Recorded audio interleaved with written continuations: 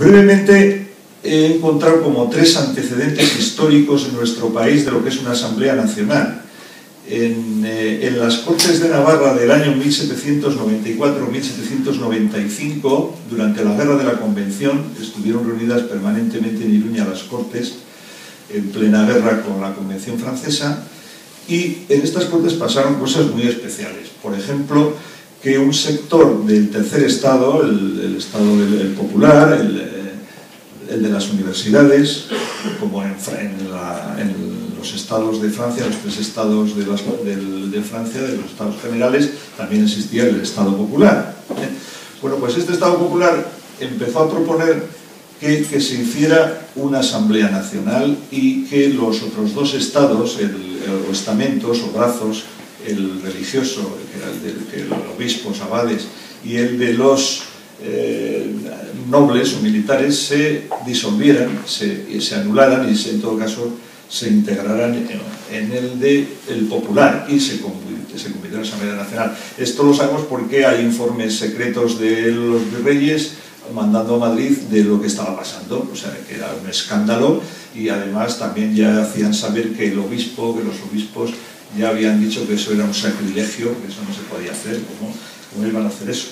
Aparte de otras propuestas, pero bueno, nos queda quizás ese precedente de lo que significa la Asamblea Nacional, como ya es el pueblo, es la soberanía del pueblo la que se organiza y de alguna manera es representada en la Asamblea Nacional, que simboliza o agrupa o encarna el conjunto de la nación. Es un tema que tiene mucha relación, evidentemente, con lo que había pasado en 1789 en París.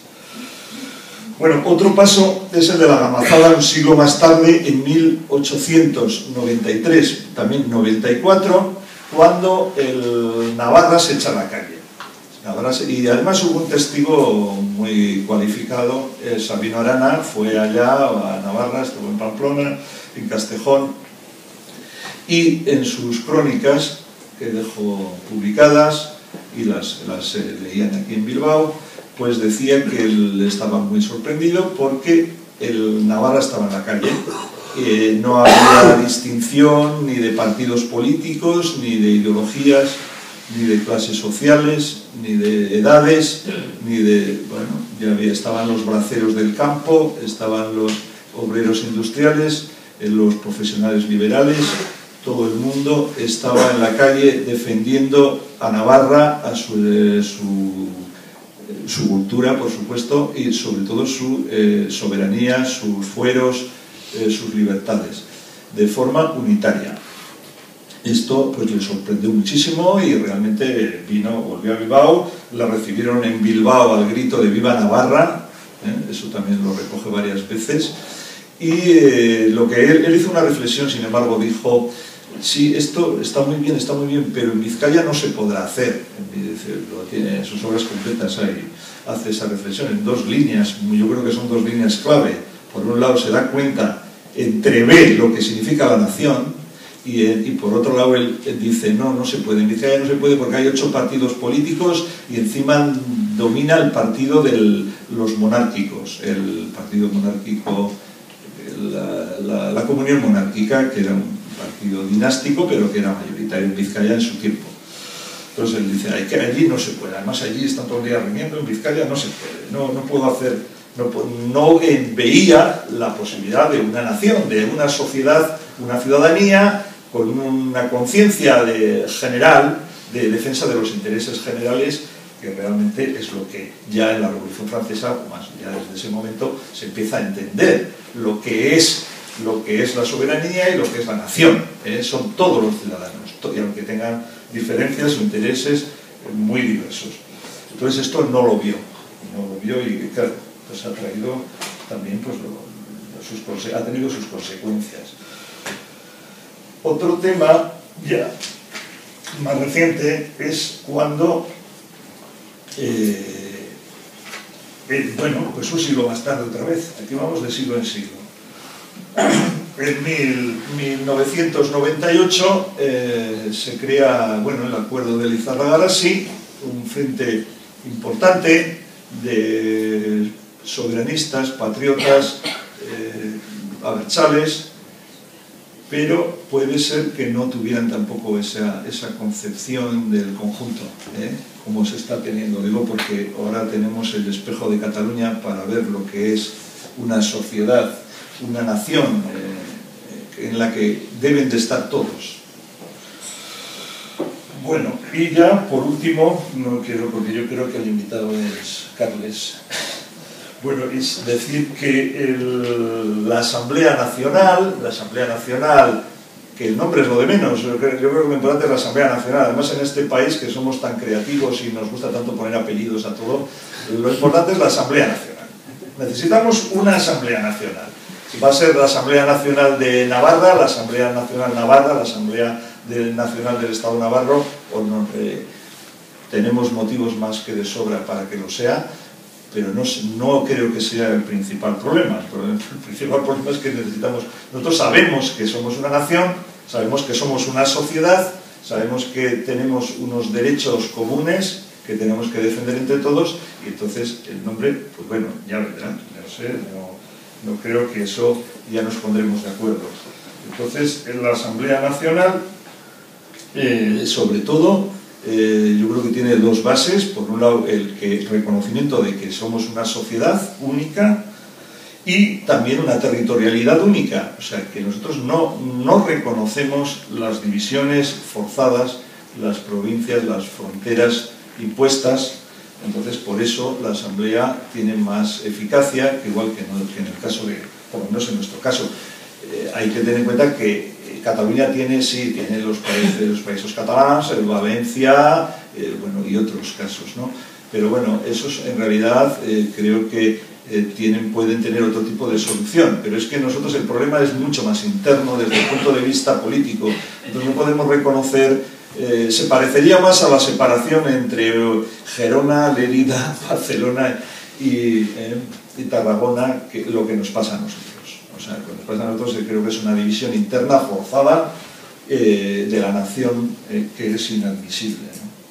De la nación política, del Estado político que ha existido hasta el siglo XVII y, bueno, y que sus instituciones y su voluntad ha perdurado hasta hoy.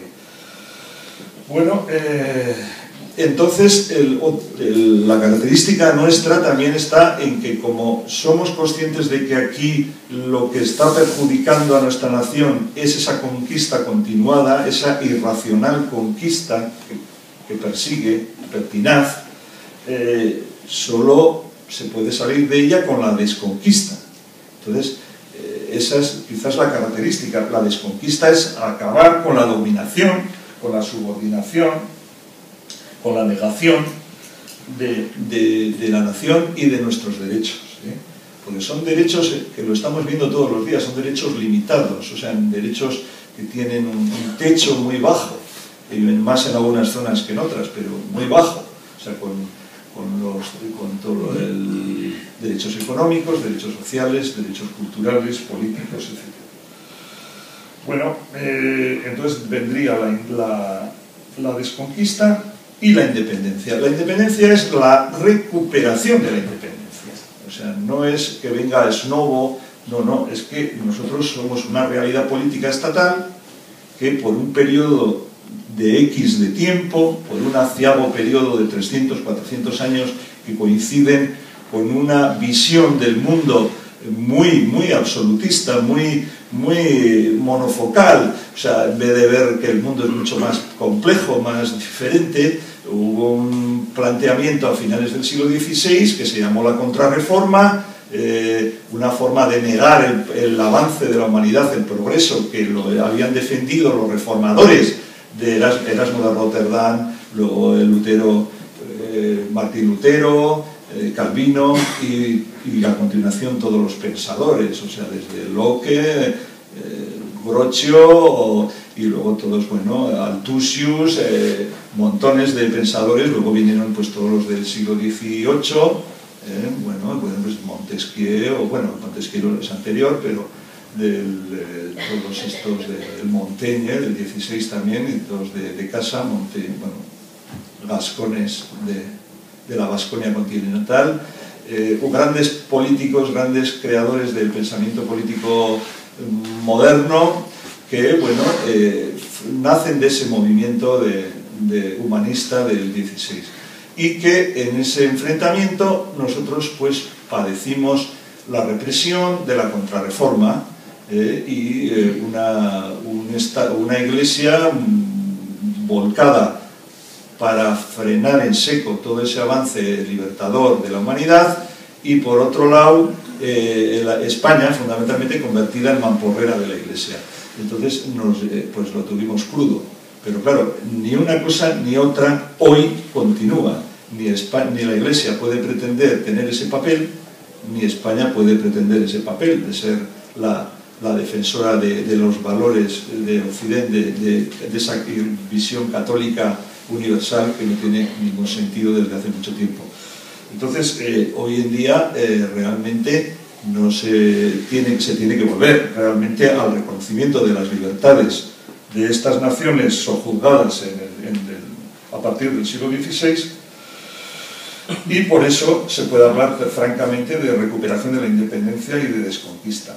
Nos ha dicho Carles que la Asamblea Nacional tiene, aparte de una asamblea unitaria, multitudinaria, con miles de cotizantes y de militantes, y también esas asambleas territoriales, muy importantes, asambleas territoriales que en Cataluña son comarcales.